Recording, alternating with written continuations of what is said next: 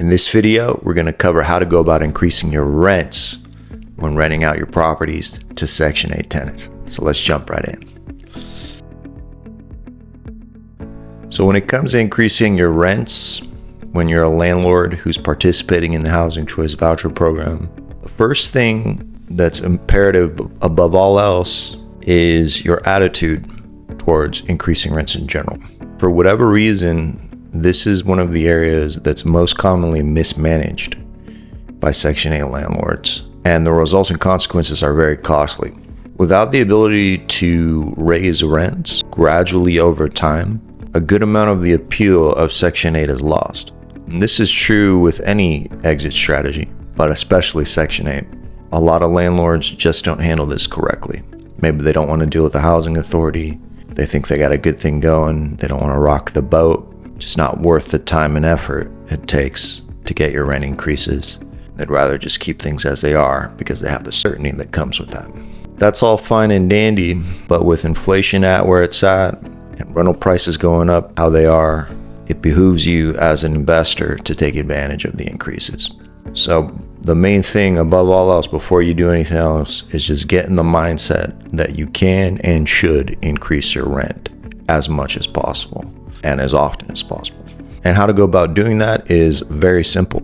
Typically your tenants will be on a 1-year lease, and could be 2, but for the most part they'll be a 1-year lease. In order to raise the rent, the first step is to determine how much you're going to raise it. In a general sense, this would be 5 to 8% each year. It won't always be that much, it won't always be that low. That's a general baseline gauge. Really, you should take a look and see what comparable units are getting in the private pay. And you can do this using free sites like Zillow. And if you can find comparable units that you can use to justify the increase, you're in business. Even if you can't find them, it's still worth a shot sending in the request. But irrespective, the process is as follows. The first step is to give your tenant a notice that the lease will change at the end of the term, and that change will be an increase in rent. A quick Google search can give you a template if you're not comfortable writing this notice out yourself. It's very straightforward. Don't overthink it. Just think of it as a written record that you have notified the tenant that the rent will be increasing. Remember, Section 8 tenants only pay a portion of the rent, and that portion is based on how much money they make, not how much money you charge. So a tenant conceptually really shouldn't have much of a problem with the rent going up. Versus the private pay market, if you're charging someone more in rent, they are paying more out of pocket. Section 8, it does not affect how much they pay per se. Now it's important that you send this notice at least 60 days prior to the lease expiring. That will give the housing authority enough time to process the change and will subsequently meet their requirements. Most housing authorities require a minimum 60 days for this notice for it to be approved. This can vary based on housing authority and based on rental amount. For example, there are some housing authorities that will require at least 90-day notice if the rental increase is above 10%. Now, the notice that you provide the tenant, you will also give to the housing authority. They will want to see the exact notice. There will generally be an online form with your housing authority that you'll fill out, formally requesting the rent increase and providing that documentation. The rent increase should occur on the first of the month to line up with the housing authority schedule, and the increase will need to be approved. Now, generally speaking, if you can find comparables and you're keeping it within 5 to 8%, you shouldn't have a problem getting approval. There may be some back and forth like there was when you first rented the property out. That's okay, that's normal. Again, don't shy away from this negotiation period. It's one of the most important steps to capture the most cash flow possible. And this is likely why it gets mismanaged so much, is people want to avoid what they feel is a difficult conversation. It really isn't a difficult conversation. It's just business. If you can't handle a conversation as simple as this, which means more money in your pocket, this probably isn't the game for you. So if you submit a rent increase and the public housing authority comes back at you with a lower number or a straight up denial, you never want to just accept that response blindly. Push back and stand firm for the money that you deserve for providing affordable housing.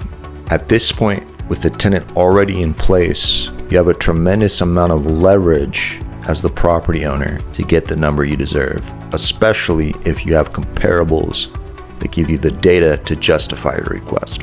Because the lease is ending, if the housing authority will not give you the number that you want, you have the right to terminate the contract at the end of the period, which will force the tenant to be displaced and to find new housing. This alone will cause a lot of headache for the public housing authority and that tenant's caseworker, who will not only have to deal with a pissed off tenant, will have to then find new housing for that pissed off tenant. They could have easily just kept everyone happy and approved the increase. They know this and you know this. And while I wouldn't lead with threats around terminating the contract at its end right out of the gate, it's something you want to keep in your back pocket and use to your advantage when necessary. If you're getting nowhere in negotiations and you've tried having the tenant speak directly with their caseworker on your behalf to try to get the increase approved, the last strategy I would try when nothing else fails is to inform the public housing authority that if it is not approved, you will terminate the contract when it ends.